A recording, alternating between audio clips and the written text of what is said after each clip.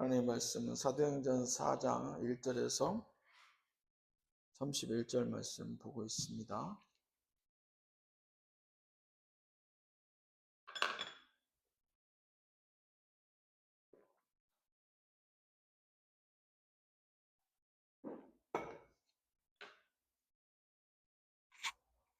사도행전 4장 1절에서 31절까지 말씀 한 절씩 교독하겠습니다. 사도들이 백성에게 말할 때에 제사장들과 성전 맡은 자와 사두개인들이 이르러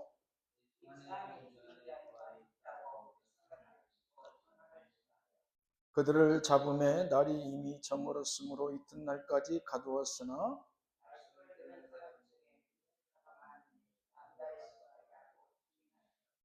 이튿날 관리들과 장로들과 서기관들이 예루살렘에 모였는데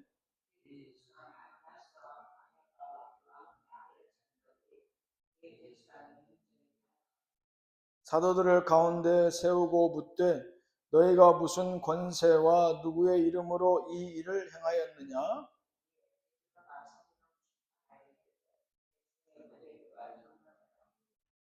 만일 병자에게 행한 착한 일에 대하여 이 사람이 어떻게 구원을 받았느냐고 오늘 우리에게 질문한다면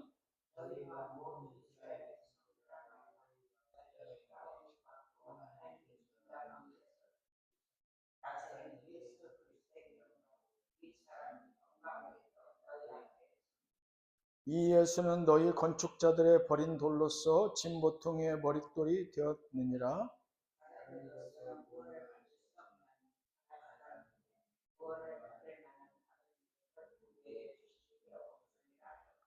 그들이 베드로와 요한이 담대하게 말함을 보고 그들을 본래 학문 없는 범인으로 알았다가 이상히 여기며 또 전에 예수와 함께 있던 줄도 알고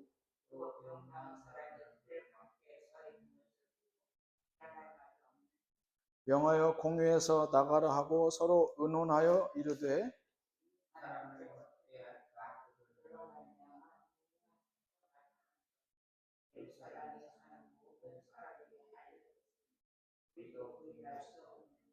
이것이 민간에 더 퍼지지 못하게 그들을 위협하여 이후에는 네 이름으로 아무에게도 말하지 말게 하자 하고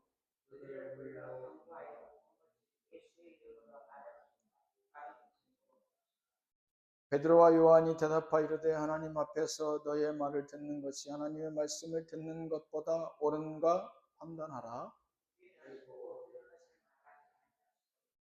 관리들이 백성들 때문에 그들을 어떻게 처벌할지 방법을 찾지 못하고 다시 위협하여 놓아 주었으니 이는 모든 사람이 그 된 일을 보고 하나님께 영광을 돌림이라. 사도들이 노임에 그 동료에게 가서 제사장들과 장로들의 말을 다 알리니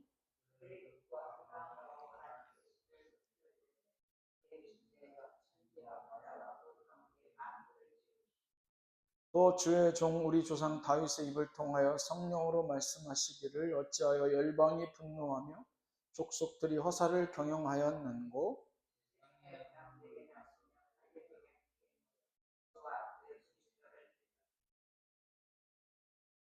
과연 헤롯과 본디오 빌라도는 이방인과 이스라엘 백성과 합세하여 하나님께서 기름 부으신 거룩한 종 예수를 거슬러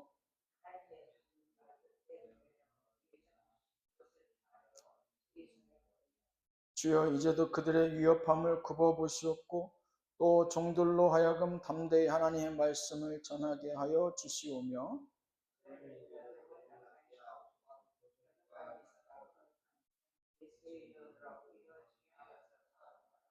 빌기를 다음에 모인 곳이 진동하더니 무리가 다 성령이 충만하여 담대히 하나님의 말씀을 전하니라. 아직 안 들으셨죠? 아, 들으셨어요? 기도하겠습니다. 하나님 감사합니다. 우리 가운데로 오늘 아버지 하는 이 시간에도 사도행전 4장 1절에서 31절의 말씀으로 성령 강림 후에 변화될 그 세 번째 시간 하나님의 은혜를 청하게 하신 줄로 믿습니다.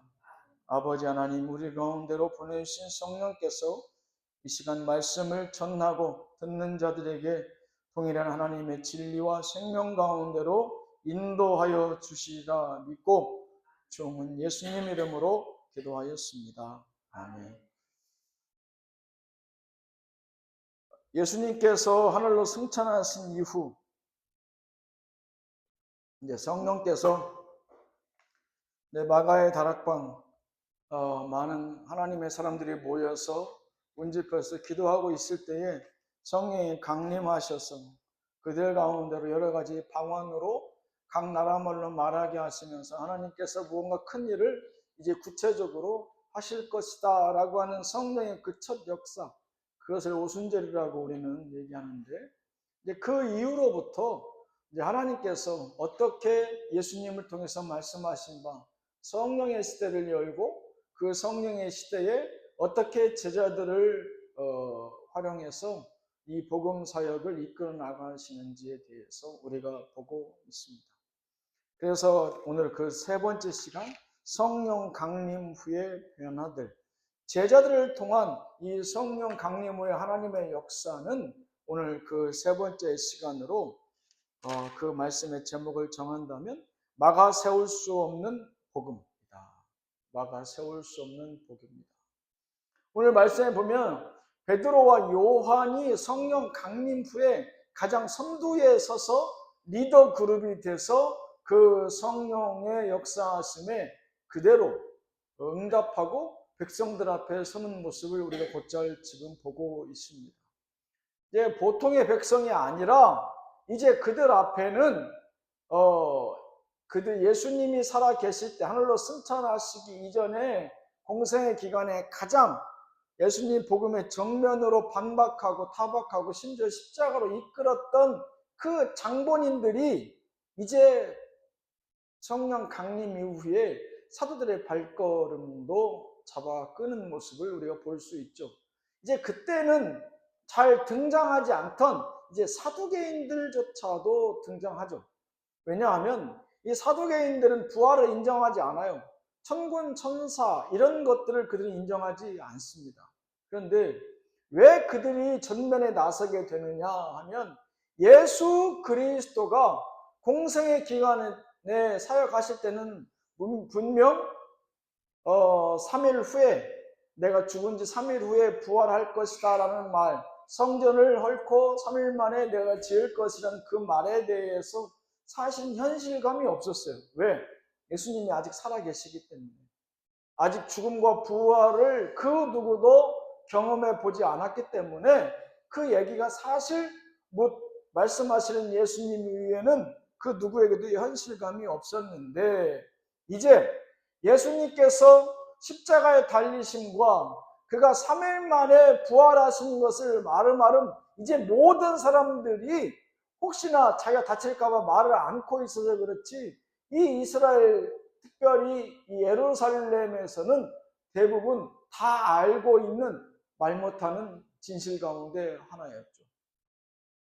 이제 예수님께서 부활 승천하신 이후에 부활하셨지만 그들은 얼마든지 감출 수 있죠. 왜? 예수님이 부활하셨다고 하나? 부활한 걸 많은 사람들이 보았다고 하나? 그 제자들도 그것을 증거하나? 예수님이 승천하신 이후라 지금 당연히 찾을 수가 없잖아요. 그러니까 또 숨기려고 합니다. 그 전면에 나선 게 바로 이제 사두개인들이에요. 사두개인들이 이제 관원들과 대제사장들과 더불어 장로들과 더불어서 이제 그 부활을 막는데 급급한 장면이 오늘 성경에 연출됩니다. 예수님의 부활은 사두개인들이 전면으로 부정하는 내용이에요. 이 땅 가운데 부활은 없다. 사람은 한 명, 한 번 죽으면 끝이다. 그러니까 이 세상에서 죽으면 끝이다 얘기해주니까 사실은 그들에게 있어서 내세의 삶이 중요하지 않죠. 그러니까 이 땅에서 죄 짓고 이 땅에서 막 사는 거에 대해서 그들은 인간이니까 충분히 그럴 수 있다라고 여길 수 있는, 어떻게 보면 초대교회의 그런 이단들과도 연결될 수 있는 부분이죠. 우리가 살아생전에 예수를 믿고 구원받았다고 하지만 사실 그 구원의 완성은 어디에 있습니까? 예수 그리스도의 재림 이후에 영생이 시작되는 그 순간에 사실 우리의 구원은 완성된다라고 볼 수 있죠. 사실 우리의 구원은 완성되지 않았어요. 왜? 우리가 예수 그리스도와 그 영원한 생명의 나라에 아직 입장하지 않았기 때문에 실질적으로는 물론 구원 받았지만 그 구원의 완성은 예수 그리스도의 재림 이후에 있을 그 날에 우리가 이제 확정할 수 있는 것이죠. 하지만 이 모든 것을 우리는 믿음으로 받고 그 모든 것이 분명 그렇게 이루어질 것이다 라는 믿음으로 사는 것이죠. 그런데 오늘 말씀에 보면 이제 대제사장들과 사두개인들과 장로들이 등장해요. 장로들은 누굽니까? 이스라엘 백성들을 대표하는 그룹의 리더들이에요. 각 지파의 리더들이라고요. 각 지파의 리더들. 우리나라는 그런 느낌이 좀 약하지만 예전 시족사회, 부족사회에서 족장들은 그 족장이 조금 더 발전되어진 개념이 장로들이잖아요. 그래서 12장로라고 한다면 각 지파의 최고의 거두예요. 그들이 그 부족의 생사여탈권을 쥐고 있다고 해도 과언이 아니죠. 근데 그 장로들이 이 베드로와 요한의 예수 그리스도의 부활로 그가 죽은 자 가운데 살아나셨고, 더 놀라운 건 너희들이 핍박하고 죽이고자 실제로 죽였던 예수님께서 부활하셔서, 여기 말씀에는 생략되어 있지만 너희들의 죄를 묻지 않으시고 가로닫고 우리를 구원의 길로 인도해 주신다. 여기 봐라. 성전 미문에서 지난 수십 년 동안 거렁뱅이 취급받던 이 사람을 비록 내가 했지만 예수 그리스도의 이름으로 예수님께서 그를 일으켜 세우시고 온전케 하셨다. 이제 빼도 박도 못하는 얘기죠. 왜? 그 당시 유대인들에게 있어서 우리의 말씀을 잘 아는 내용이지만 두세 사람이 있는 곳에 나도 너희와 함께 하리라는 그 두세 사람이라는 의미는 증인을 의미해요. 증인. 사람의 숫자가 중요한 것이 아니라 최소한 한 명은 얼마든지 내가 거짓말하고 사람을 속일 수 있잖아요. 진실을. 하지만 2명, 3명 있으면 진실을 속일 수 없다. 그들이 증인될 수 있다. 물론 2명, 3명 아니라 10명, 100명도 돈이나 권력, 명예로 매수하면 얼마든지 속일 수 있어요. 그거야. 하지만 그 당시에 유대인들의 관습과 전통에 의하면 두세 사람이라고 하는 숫자는 그걸 의미해요. 증인을 의미하는데 성전 미문에서 거렁뱅이로 있던 그가 어떻게 보면 이제 지나가는 사람들이 1년도 아니고 2년도 아니고 수십 년이 됐을 법한 그 긴 시간 동안 있던 사람이 보이지 않고 멀쩡한 사람으로 환골탁됐다는 것을 보았을 때 그들은 생각했겠죠. 정말 하나님의 기적이 아니면 이 사람을 고칠 수가 없다. 또 그들은 환자는 그 어떤 병에 걸려서 그 당시에 의학기술로 고칠 수 없는 사람들은 그가 죄를 지었기 때문에 하나님으로부터 징계를 받는다. 이렇게 여겼던 시대예요. 그래서 하나님께로부터 그가 죄를 사함받으면 그 육신도 깨끗이 나음을 입는다. 그래서 오늘도 베드로와 요한이 뭐라고 얘기합니까? 너희들이 지금 내가 그 사람을 구원한 것을 두고 이 사람이 너희한테 어떤 선한 일을, 착한 일을 했기 때문에 고쳐주었냐고 물어본다면 이렇게 묻잖아요. 다시 되물어요. 베드로와 요한이. 사실 근데 베드로와 요한이 얘기하고자 하는 건 뭐예요? 그것으로 고쳐준 것이 아니다. 예수님께서. 그것으로 고침받은 게 아니고 전적인 하나님께서 죽으신 이후에 3일 만에 부활하신 예수 그리스도의 은혜로 말미암아 그가 고침받았다, 구원받았다. 이렇게 그들 앞에서 설교를 하죠. 근데 베드로와 요한이 그들 앞에서 설교를 하는 것이 별거 아닌 게 아니에요. 왜? 베드로와 요한은 이미 이 설교 직전까지도 대제사장과 또 서기관과 관료들이 그들을 잡아놓았다고요. 왜?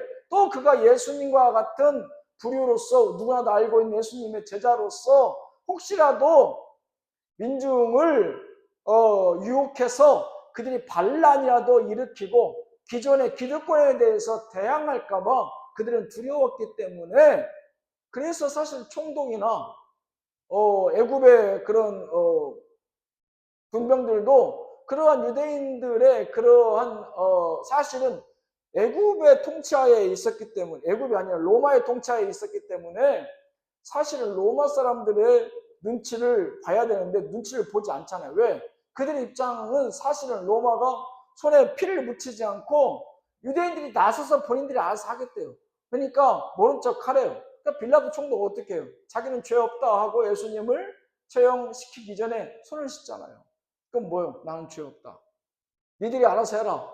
내 손을 떠났다. 이제 그런 의미잖아요. 어때 보면 밀란도 해결하고 자기의 잘못된 판결일 수도 있고 나중에 역사가들에 의해서 오류라고 지적될 수 있는 그 부분에 대해서도 본인은 자유할 수 있으니까 사실은 그것을 유대인들에게 넘겨버리는 거예요. 그래서 이제 사실은 예수님은 하나님의 자녀인데 하나님의 백성들에 의해서 십자가에 돌아가셔서 죽임을 당하게 되죠. 이런 모순들이 있지 않습니까? 성경은 그런 모순의 내용이잖아요. 신약 성경은. 그럼에도 불구하고 베드로와 요한은 얘기해요. 너희들이 그렇게 아무 죄 없이 죽이신 예수님께서 너희들의 죄를 묻지 않고 다시금 부활하셔서 이 연약한 자를 은혜로 고쳐주셨다. 그들 입장에서는 더 두려운 거예요. 본인들의 죄와 과오가 더 계속해서 드러날까 봐.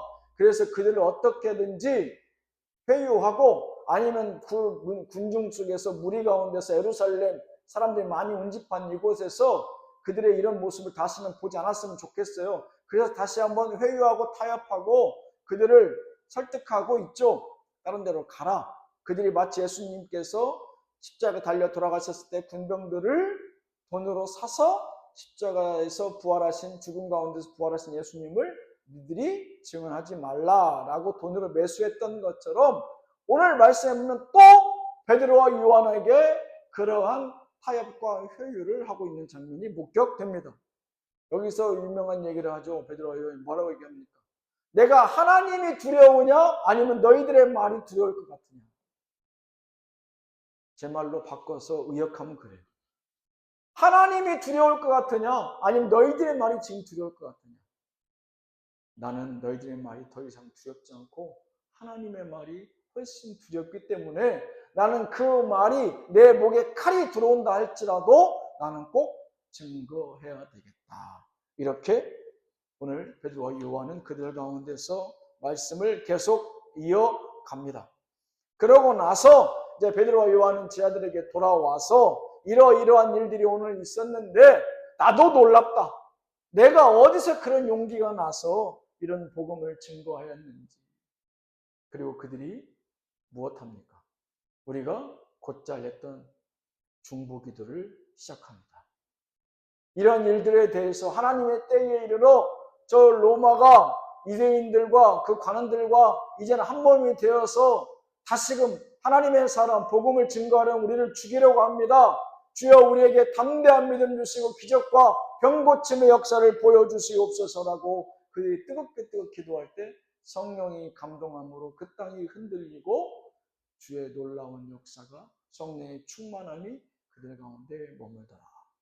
이걸 말씀해야 내용입니다. 이 사도행전의 역사는 성령의 감동하심과 예수 그리스도의 이름으로 표적과 기사를 떠나서 논할 수 없는 게 없어요. 대부분이 다 그런 내용이에요. 성령과 사도들과 그런 표적과 기사가 전부 이 사도행전의 내용을 덮고 있죠. 성령이 함께 하실 때, 동행하실 때 이 복음의 능력이 어마어마한 능력으로 그들 가운데 함께함을 보고 있습니다.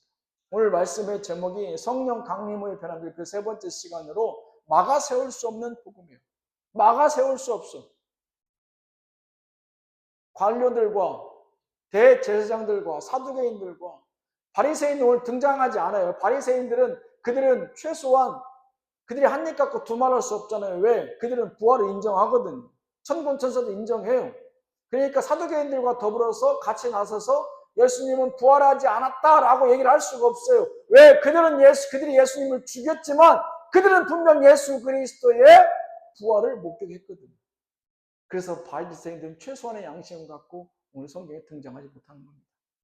그리고 그들이 부활을 인정하지 않는데 사두개인들과 같이 하면 그들이 한입 갖고 두 말 하는 거잖아요. 그래서 오늘 바리새인들은 예수님의 공생의 사역에 거지 빠진 적 없이 등장하지만 오늘은 보이지 않아요. 오늘 말씀에 보면 대제사장들과 장로들의 모습이 특이점으로 떠오르죠.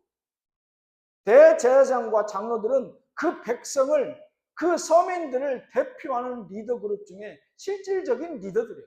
왜? 백성들의 모든 사사로운 제사를, 크고 작은 제사를 주관하는 게 제사장들이고, 그 제사장들의 대표가 누구예요? 대제사장들이죠. 그들의 죄를 담당하고 그들의 삶을 담당하는 장로들이 다 출동했어요. 그래서 베드로와 요한을 잡아 죽일 연구를 하고 있는 그 장면이 바로 오늘 말씀이에요. 놀랍게도 오늘 말씀에는 그 말씀에 감동돼서 은혜 받은 사람도 5천 이상 있었다라고 성경은 증언하고 있어요. 예수님께서 구름 같은 관중을 몰고 다니시면서 복음을 증거하시던 그 모습과 너무나도 흡사합니다. 복음이 있는 곳에는, 복음이 증거되는 곳에는 철저하게 그 복음과 맞서는 그룹이 있어요. 하나님의 말씀 앞에는 그 말씀을 절대적으로 지지하는 그룹과 그 말씀을 절대적으로 지지할 수 없는 그룹이 있다고요. 내가 예수 그리스도의 이름으로 절대적으로 살고자 한다면 그 절대적인 믿음을 철저히 있게 부수려고 하는 그룹이 모습이 우리 가운데 살아나요. 목사님, 저는 신앙생활에도 그렇게 큰 어려움 없이 이렇게 왔습니다. 어떻게 보면 좋은 얘기 같지만 어떻게 보면 본인 스스로에게 자신을 되물어야 되는 내용이에요. 왜? 본인은 그렇게 간절하게 살지 않았다라고 본인 입술로 고백하는 거예요. 내가 생명을 걸고 내 인생을 걸고 간절히 절실하게 진실되게 그 말씀 한 구절에 생명을 걸고 살아왔던 사람들은 알아요. 그 말씀 지키기가 쉽지 않다는 거죠. 어림도 없어요. 멀리 갈 것도 없어요. 예수님께서 40일 금식하셨다고 하지만 하루, 이틀, 3일 금식하기 쉬워요? 단 하루도 금식하기 어려운 사람이 태반이에요. 왜?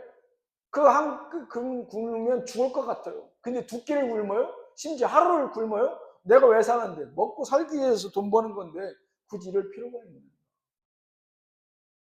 3일 정도 지나가면 머리가 혼미하고 뇌가 잘 작동을 안 하니까 이제 판단력과 이해력이 떨어져요. 4일이 지나고 5일이 되면 멍해요. 일상생활 사라지는 게 어렵다고요. 내가 왜 이런 신앙생활을 해야 되는가? 대부분 그 초입에서 멈춰요. 하나님의 말씀을 내가 절실하게 붙들고 사는 인생일수록 절대적인 그런 어둠의 권력과 세력과 맞서움을 경험하게 돼요. 그래서 그런 곳에서 내 인생의 신앙의 경험이 있는 거예요. 내 신앙의 경험이 없다는 것은 내가 그만큼 절실하게 주의 이름을 붙들지 못했다는 내 반증인 것을 명심해야 됩니다. 예수님 보세요. 예수님도 시험을 받잖아요. 인간의 몸을 입으면 예수님 시험 안 받아도 돼요. 하지만 인간의 몸을 입으면 이 연약한 육신이 얼마만큼 죄 가운데 노출되어 있는지를 보여주는 극명한 모습이에요. 인간의 몸을 입고 오니까 바로 마귀가 시험하잖아요. 40일 금식이 쉬워요? 그 절대적인 금식, 생명을 걸고 하는 금식 가운데는 평안하고 온건하고 모든 것이 제대로 작동하고 이해력도 남아있고 그럴 것 같아요? 제가 말씀드렸잖아요. 그렇지 않다고요. 판단력도 떨어지고 내 성격도 오르락내리락하고 극심하게 예민해지고 모든 것에 대해서 마음의 여유가 없어요. 그 가운데 첫 번째 본능을 자극하잖아요. 먹을 것 가지고. 예수님 뭐라고 말씀하십니까? 사람이 떡으로만 살 것 아니야. 이게 말 같은 얘기예요, 사실은? 금식하고 있는데 먹을 것만큼 귀중한 게 어디 있어요? 그것만큼 가장 큰 시험거리가 어디 있어요? 내가 금식하고 있는데 여러분들 직장을 걷어가 봐요. 여러분 견딜 수 있을 것 같아요? 빵이 문제가 아니라 내가 금식하고 있는데 내가 잘 다니고 있는 직장이 없어진다고 하면 여러분 참을 수 있을 것 같아요? 그 직장 없어진 거에 대해서 여러분들 계속 금식할 수 있어요? 나한테 물어보면 금방 답 나오잖아. 어림도 없어요. 근데 예수님 뭐라고 말씀하세요, 거기서? 사람이 떡으로만, 빵으로만 살 것 아니라 하나님 말씀으로 살아야 된다고 말씀하시잖아요. 그게 무슨 얘기예요? 배고픈데 먹을 걸 줘야지. 배고픈데 왜 하나님 말씀을 붙들래요? 제가 말씀드리잖아요. 먹을 것보다 믿는 자들은 사명이 우선이다. 먹을 것 따라가면 인생 망친다. 내 입의 즐거움, 내 육신의 즐거움, 내 이성의 즐거움, 내 감정의 즐거움 따라가면 신자는 죽어요. 본능 따라가면 죽는다는 얘기를 하는 거예요, 예수님은. 신자의 사명은 어디에 있다? 하나님 말씀에 있다라고 예수님이 보여주시잖아요. 예수님 굳이 그런 시험을 받을 필요가 없는 분이죠. 근데 왜 받았어요? 인간의 몸을 입고 살아가는 우리를 위해서 보여주시는 거예요. 육신이 얼마나 연약한 존재인 것을. 오늘 복음 앞에서 이 절대적인 복음 증거하는 현장 가운데서 절대적인 그 복음의 증거를 붙들어 매고 증거치 못하게 하려는 그 그룹들이 등장해요. 3절, 7절, 13절에 보면 철저하게 베드로와 요한을 위협하고 협박하고 무시하는 건 뭐예요? 야, 이들이 보통의 평범한, 아니 평범 그 이하의 사람들 아니야? 얘들 그 갈릴리에서 고기나 잡고 예수님 따라다니는 그 거렁뱅이 같은 걔네들 아니야? 13절 말씀에 그렇게 나오잖아요. 뭐라고 되어 있습니까? 그들이 베드로와 요한이 담대하게 말하는 보고 그들을 본래 학문 없는 범인이 뭐예요? 보통의 사람으로 알았다가 이상히 여기며 또 전에 예수와 함께 있던 줄도 알고. 성경은 굉장히 이 내용을 애들로 좋게 표현했어요. 한마디로 뭐예요? 쟤네 배움도 없고 가문도 형편없고 가진 것도 없고 그 예수님 따라다니는 거지 같은 애들, 그런 애들 아니야? 근데 걔들이 어떻게 그런 기적을 일으키지? 이 말뜻은 여러 가지 얘기했지만 분명한 건 베드로와 요한을 보지 그들은 그 능력 그 뒤에 계신 예수님을 보지 못하고 있어요. 그렇잖아요. 그들에게는 복음이 보이지 않아요. 그들은 오로지 베드로와 요한을 놓고 얘기하는 거예요. 막아 세울 수 없는 복음은 위협과 협박과 무시로 통하지 않아요. 너는 배움도 없지. 너는 키도 작고 외모도 형편없어. 너는 가진 것도 없고 라고 우리에게 얘기할 수 있어요. 저한테 얘기할 수 있어요. 하지만 그 복음이 증거될 때 그것은 우리를 가로막을 수 있는 그 어떤 것이 되지 못해요. 뿐만 아닙니다. 오늘 14절에 보면 병 고침 받은 증인이 구체적으로 그들 앞에 등장하죠. 예전에는 예수님께서 병 고치고도 아직 십자가에 달릴 시간이 안 되었다. 예수님께서 말씀하시 그들을 다 돌려보냈어요. 그리고 그들이 증인되는 것을 원치도 않았고 심지어 예수님 앞에 병 고침 받고도 돌아오지 않는 사람들이 대부분이었어요. 예수님이 그걸 서운하게 여긴 적이 없어요. 그러나 지금은 상황이 달라요. 예수님께서 구체적으로 십자가에 달려 돌아가신 이후에 3일 만에 정확하게 부활하셨고 말씀하신 대로 성령이 역사하셔서 한두 명의 눈이 아니라 수만 명에 이를 수 있는 그들 앞에서 모든 사람이 인정하는 환자가 병 고침받고 그들 앞에 서 있거든요. 숨기거나 연출할 수 있는 내용이 아니에요. 성령의 역사는 명확화해졌다 이런 얘기를 하는 거예요. 성령이 역사하시면 그럴 수도 있나? 저럴 수도 있나? 우리가 갸우뚱할 수 있는 애매모호한 상황이 아니라 명확하게 모두가 다 이것은 하나님의 능력이 아니면 성령의 역사 아니면 될 수 없다라고 인정할 수밖에 없다를 얘기합니다. 복음이 증거할 때 그런 역사가 일어나요. 이 사람은 배움도 없고 교회 다닌 지도 얼마 안 되는데요. 어떻게 이렇게 뜨거운 복음을 그가 부여잡고 또 누군가를 전도할 수 있겠는가? 제가 전도사 때 말씀드리잖아요. 경험을 얘기하면 누가 전도를 많이 할 것 같아요? 장로님, 권사님, 목사님이 제일 못해요. 순수하게 예수 믿은 지 얼마 안 된 분들이 복음 증거 제일 많이 합니다. 그들은 순수함으로 승부해요. 다른 사족을 달지 않아요. 내가 예수 믿었더니 나의 삶이 이렇게 변했다나 예수 믿으세요. 이게 끝이에요. 근데 그 순수함의 능력이 증거되는 것이죠. 목사, 장로, 권사는 자꾸 교회 얘기를 해요. 우리 교회를 얘기하고 우리 여전도회를 얘기하고 남전도를 얘기해요. 내 사업처를 얘기하고 내가 하는 일에 대해서 얘기해요. 근데 그분들은 그렇게 얘기하지 않죠. 내가 믿은 예수는 내 삶을 이렇게 바꿔 놓았고 그 능력으로 내가 이렇게 살아가고 있다. 예수 믿으세요. 이게 전부예요. 근데 그것이 바로 복음의 실체고 복음의 핵심이에요. 병 고침 받은 증인도 그가 나서서 사람들 앞에 증언하죠. 그들이 말 한마디 예수의 이름으로 고침받았다. 내 어떤 선한 일을 하지도 않았어. 내가 안진병이고 내가 배움도 없고 내가 이렇게 무례한 사람인데 내가 무슨 선한 일을 할 수 있겠는가. 선한 일을 한 생각도 없고 선한 일을 한 적도 없어. 그럼에도 불구하고 예수님께 나를 고쳐주었다. 마치 우리를 구원해 주신 거죠. 우리가 구원받을 만한 그 무엇을 했어요? 예수 믿을 만한 무엇을 했어요? 안 했잖아요. 그 이후에 선한 일을 했을지 모르겠지만 그 전에 우리가 그 어떤 선한 일로 하나님 응답해줘서 우리를 예수 믿게 하고 구원받게 해준 거 없어요. 훨씬 더 악하면 악한 상태에서 예수 믿고 구원받았지 선한 일을 행함으로 구원받은 자는 단 한 영혼도 없어요. 이 막아세울 수 없는 복음은 오늘 16절, 20절 말씀에 나오지만 말씀드린 대로 타협과 회유가 통하지 않아요. 베드로와 요한의 말처럼 뭐라고 얘기합니까? 내가 하나님을 두려워하랴 아니면 우리의 입막음하려고 하는 너희를 두려워해야 될 것 같으냐? 나는 하나님 두려워. 우리 권사님 그 예전 기도 제목 가운데 코람데오라고 있었어요. 그건 라틴어로 하나님 앞에서 소위 얘기하는 신전의식이에요. 하나님 앞에서의 내 모습과 생각은 어떠해야 됩니까? 하나님 앞에서. 오늘 베드로와 요한 사도가 그렇게 얘기하는 거예요.